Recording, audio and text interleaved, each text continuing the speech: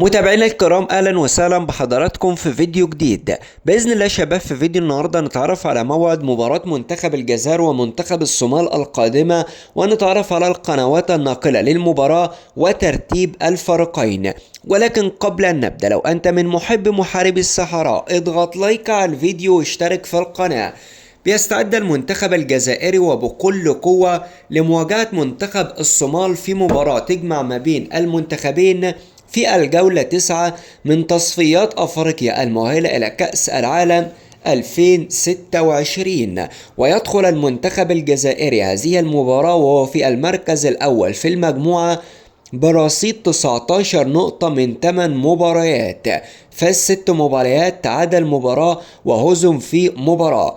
أما عن منتخب الصومال بيدخل المباراة وفي المركز السادس والأخير في المجموعة برصيد نقطة وحيدة من 6 مباريات. تلعب المباراة على الأراضي الجزائرية يوم الخميس الموافق 19/2025 9 أكتوبر 2025، وتنقل المباراة عبر منصة شاهد الرياضية. ومن الممكن أيضا أن يتم نقل المباراة عبر قناة الجزائرية الرياضية أو قناة بي إن سبورتس، لم يتم الإعلان حتى الآن.